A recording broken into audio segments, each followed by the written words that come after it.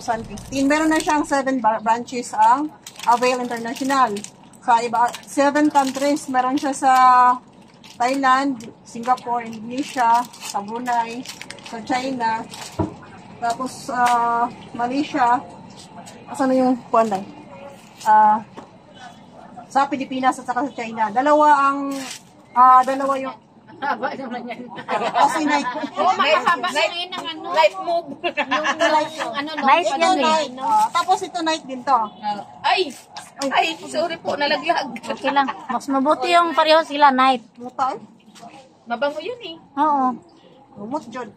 Alam niyo yung mga nahihilo na tao, himatay, ipaamoy mo to. Babalik yung ulirat. Noong nagkasagsaga ng tingnan niyo, mayroon siyang makikita na ito sa gitna.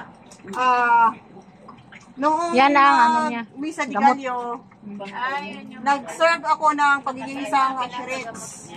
Ngayon, may 3 bata. Magkahiwalay na date. Mayroon 3 bata. Bulsa. Yan. Bago ang lahat, magpapakilala mo na. Ako si Jess Salabang. Sarap sa feeling. Road manager na ako sa downline mo si Buging. Ano pa kanong palayo mo? Buging. Downline ko siya. Tapos, since 2019 ako dito sa company na to, dahil sa bukol ko sa Ubali. Meron akong bukol sa Ubali mo. 2019. Ito yan ang gamit mo, ate. Oo. Noong nag-bleeding na ako. Padaanin mo muna to. Ay, tika. Dito na lang, dito Okay na lang. lang naman. Balik na? Una yung ginamit ko yung panty liner mo na. Ang gagamitin mo pag may sakit ka, panty liner every 4 hours. Kasi ito yung magbabakbak ng harang matay sa daanan. Marami bang lalabas? Wala na. Ito siya, kung makita ninyo, iganon ninyo sa liwanag, makikita ninyo yung may amuyin mo siya. Pag yan ang ginamit mo, walang... Nagamit na kami dito yung binili ni Lola. Pag ito ginamit mo, napakabango nito, Yung wala ano kang... na kukid. Hindi, patingin nga yung... Matagal na yun eh. 2020 pa yun. Ang company Hanap is... namin yun. Ha? Hanap namin. Ba't hindi mo ako kinuntak? Pwede mo akong kontakin. Sa kanya. May nagtitinda dito yung nagtatawas. Tapos, namatay na. Oo. Doon ako kumukuha. Si Nana, si Hawakan mo yung mga baso, itulak natin. Mga baso, hawakan mo rin yung mga baso. Kaya para okay, nahaharangin yung mga lumabas eh. Banti-banti mo muna. Yan. Yan. Para hindi nakaharap. Ayan. Yan. Pwede sa lalaki, makinig kayo. May mga asawa kayo, may mga anak kayo, may mga nanay kayo, may kapatid kayo. Oo, may lus-lus. Oy, magaling yan sa lus-lus. Pwede sa lagnat, pwede sa ubo. Makinig kayo. Ang company, since 2004. Saba ko din. Since 2004 ang company. Then, dito sa Pilipinas, 2015. Ang founder nito ay isa siyang Chinese-Malaysian, si Mr. Ko Sing Ken. Lalaki ha? Lalaki founder ha? Lalaki ang founder ha. Imagine ha? Napkin lalaki. 2004 Malaysia, 2008 in Thailand, 2009 Indonesia, 2013 nagtayo ng pangalawang factory sa China. Then 2015 dito sa Pilipinas nagkaroon ng unang branch sa Matina, Davao. Then 2017 pangatlo na factory na itayo sa Indonesia. Ang products ay isa siyang halal certified products. Pero bago po ang lahat, bakit nga ba ang mga kababaihan nyo napakadaming may sakit? Alam po ninyo. Daming mga babae ngayon may sakit sa matres. Ang daming may mga mayuma, may mga piko. Saan nakukuha ang sakit na yun? Walang may alam, di ba? Madalas nagpapa-opera agad. Ay, Ang sakit kasi ng mga kababaihan, hindi yan basta-basta nararamdaman, lalo na ang cervical cancer, malaman mo na lang. Ang cervical cancer, yan, ito yung pinaka unang-una. nagwalis ako ulit. Dami. Manood po kayo dito, oh. Para, hindi totoo. Yung may mga anak na babae, kayo mismo na, totoo to. Kasi meron akong user na, 82 years old, nag-bleeding siya, ha? Nag-bleeding. Nung chinik up, may bukol ang matres. Dapat iraras pa. Pero dahil sa FC virus sanitary pads, hindi na tuloy yung raspa niya. Ang cervical cancer, numero 1 pumapatay ng mga kababaihan, ayon sa World Health Organization, bawat 2 minuto, isang babae ang patay dahil sa cervical cancer sa buong mundo. Katumba sa 720 ka babae sa isang araw, 22,000 sa isang buwan, at saka 260,000 sa isang taon ang namamatay na babae dahil sa cervical cancer sa buong mundo. 500,000 ang naadadiagnose ng cervical cancer sa buong mundo sa buong taon. Pero hindi yan masyadong binibigyang pansin ng mga kababaihan. Mas binibigyang pansin ang panlabas na anyo, dito ba? Pangalawa is breast cancer. Saan ba nakukuha itong mga sakit na ito? Breast cancer, pangalawang kapatay ng mga kababaihan. Pangatlo, endometriosis, pangapat is leukemia.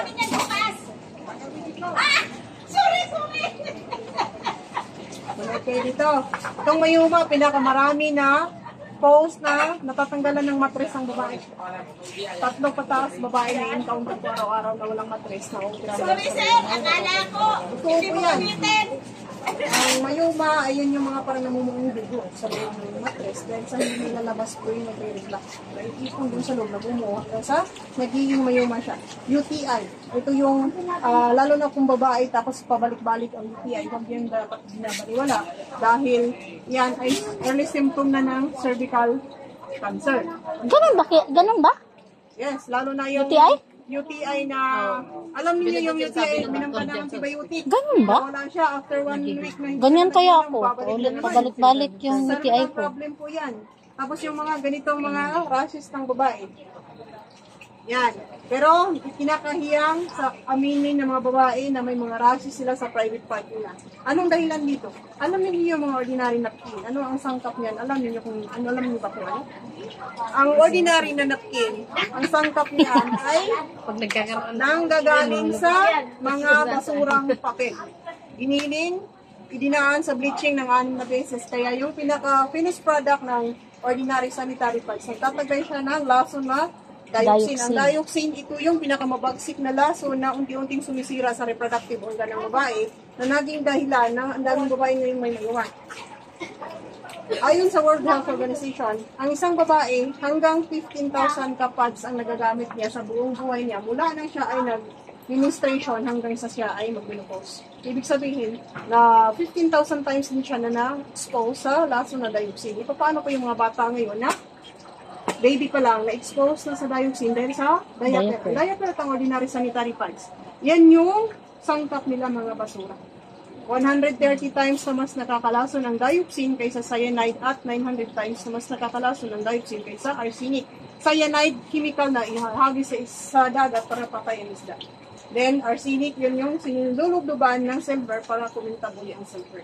O, 900 times na mas nakakalason ang dioxin kaysa arsenic at 130 times na mas nakakalason ang dioxin kaysa cyanide. Ganun kabagsik ang dioxin, kaya ganun na lang kadami ang babae ngayon na may problema sa reproductive organ. Pinakabata kong na-encounter na wala ng matris, 23 years old. Dahil cancerous yung kanyang bukol kaya tinanggalan siya ng matris. Dalaga pa lang pero wala ng matris, tinanggal na. Pinakabata kong na-encounter na may hormonal imbalance, 11 years old. Nagbi-bleeding ng 3 linggo. Nung pina-check up, hormonal imbalance ang problema ng bata. Isipin ninyo yon, napakabata pa, nagbi-bleeding na. Bleeding siya talaga as in. Pinainom ng pills para manormal uli ang hormones niya. Magkano ang pills niya? 1.5 ang isang banig. Tapos 6 na buwan. O, 9,000 ang ginasto sa pills pa lang. O, diba? Tapos dito, hindi natin masyadong binibigyang pansin ang produkto na maaaring makatulong sa atin. Ito ang FC Biosanitary Pads. Ang FC Biosanitary Pads. Ang FC Biosanitary Pads, 100% siya na pure cotton. Sanitary pads siya na gawa sa 100% na pure cotton at meron siyang super absorbent polymer na food gulaman or gel. Kapag makikita nyo mamaya, kapag i-kuha na natin, i-demo na natin yan. Mayroon pa siyang 17 herbs and minerals. Meron siyang main ingredients na 5. Sambong, carbabuena, at saka tawas, may fungstol, and cypress oil. Gagaya na sinabi ko kanina, 5 po yung kanyang main ingredients. Ang una ay ang sambong. Ano ang function ng sambong? Inaayos niya yung sirkulasyon ng dugo. pinapatay niya yung bakterya, antibacterial ang sambong, anti-cancer, methanolic extract. Sampung girl yun. Oh, ito. Yun, maganda yan. Tapos, napakabisa ang sambong na tumutulong Kalbo na yung sampung niya. para patayin Ay, may nakagaya eh. patayin ang mga bakterya at inaayos niya yung sirkulasyon ng dugo. Kaya kapag ikaw ay high blood or may dysmenorrhea, paggagamit ng FC Bio, tanggal po yung mga problema na yun, yung mga pamamanas, yung mga sakit ng tuhod, tatanggalin po yan dahil sa itong sambong at herbaboy na pasok yan sa top 10 medicinal plants na aprobado ng DOH. Yung wala, yung tinatanim ko FDA. dyan. Everywhere na galing sa Bicol. Herbaboy na, ang function ng herbaboy na, tinatanggal niyan yung kirot. Painkiller siya.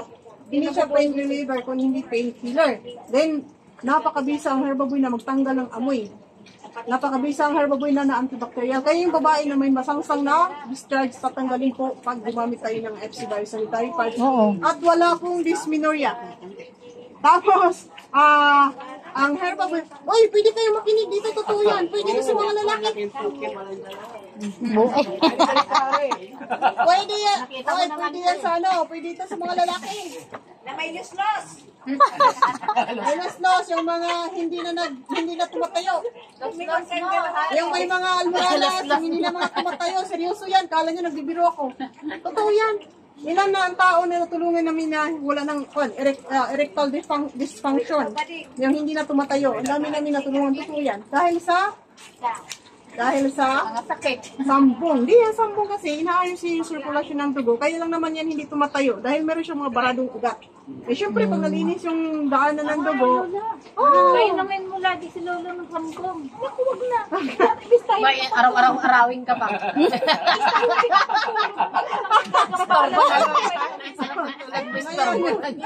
yung pangatlo, tawas. Ito yung maganda, makinig kayo. Mamaya na yung dagalan. Alam niyo yung tawas. Anong function ng tawas? Pampaputi. Pampaputi. Pangtanggal ng amoy. Pampasikip. Alam niyo yung mga babae na masyado ng maluwag, pagamitin niyo yung FC Bio. Seryoso yan. Totoo. Alam niyo kung bakit ang tawas? Pampakipot yan eh. Parang hihigpitin niyo yung balat mo. Subukan niyo. Totoo yan. Hindi naman siya babalik as in virgin siya, pero makikipot yung private part mo pag lagi kang gumagamit ng FC Bio. Hindi na siguro babalik. Warak kikik na to eh.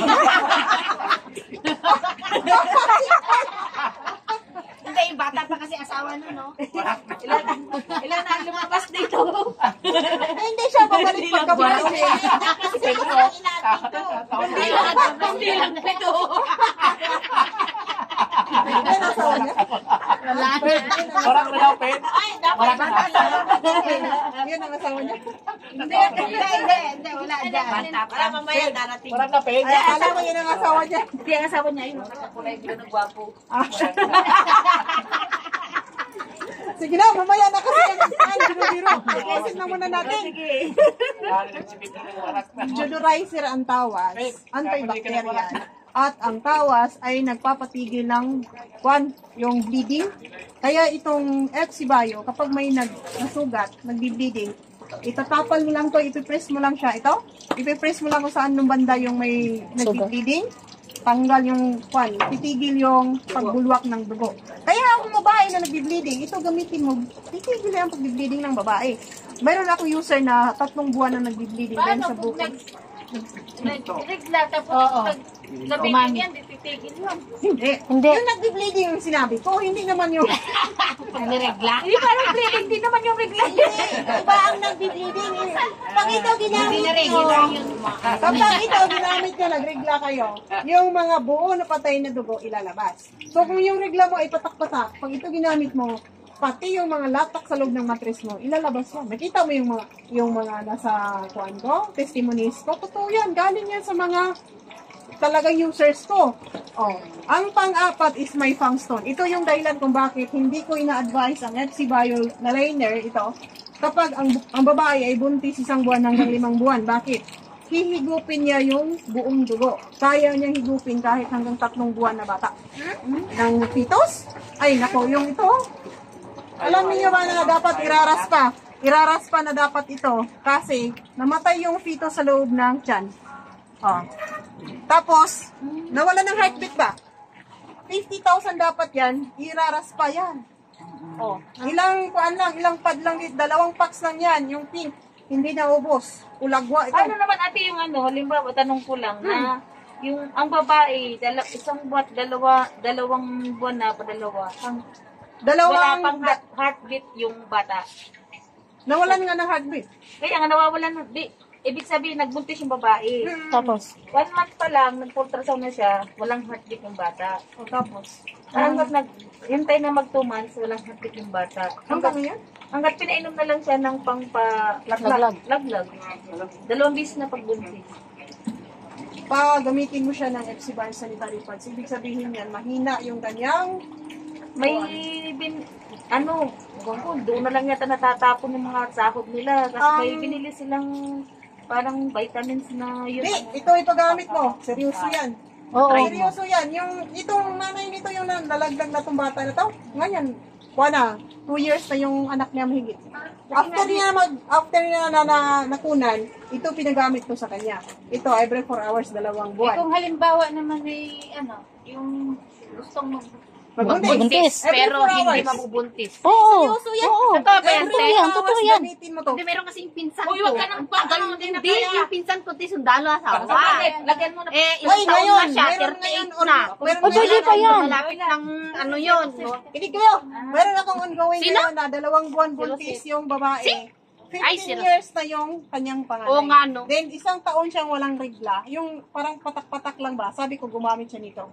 So, nagiging 2 buwan na normal yung regla niya. Normal yung regla niya. Buntis ulit. Biglang tumigil ang regla niya noong November. Wala siyang regla noong November. Pagka December, nag-PT. Buntis! Oo! 2 buwan na yung siya niya ngayon. Sabihan ka nga yun. Oo, totoo yan. Si Ang Sir, may function, balutan mo din yung kay Sir. O, para mo. Oo. hindi ibabalot. No? Hindi, balot sa brief lang. Sa brief. Sa brief, wisik ka ng, wisik ka ng kunting tubig para mag-function yung, para lumabas yung ano Hoy, niya. makinig mo na kayo. Tapusin ko muna.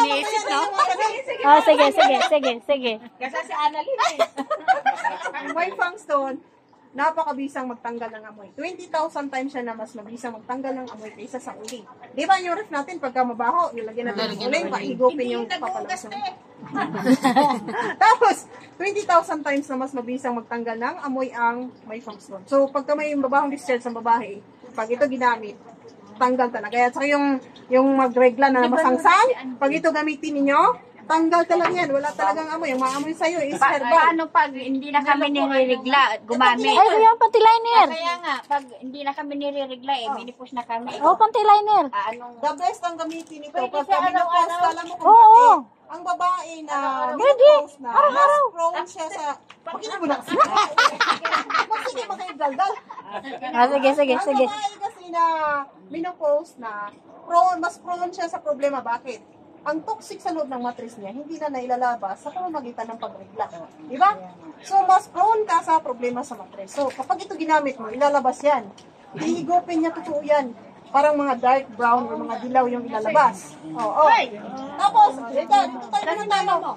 Tapusin mo na natin, meron pang isa. Itong citrus oil, ito yung magpa-wet-wet sa babae. Kasi may water retention ang citrus oil. wala ng asawa mag-wet? Okay lang yan. Ako wala naman akong asawa. Oo nga. Alam mo ba, noon sa Divisoria, ang problema niya, mabaho yung kanyang discharge, dry siya masyado, kaminupusal na, at nangangati yung kanyang singit. Bumili siya sa akin ng 2 packs. Noong pagbalik ko, 1 package na ang binili. Bakit?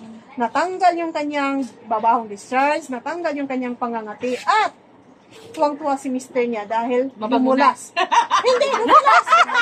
Dumulas, ito yan. Agoy. Dumulas. Ay, si Kuya Jimmy, dumulas. Dumulas! Ano ito?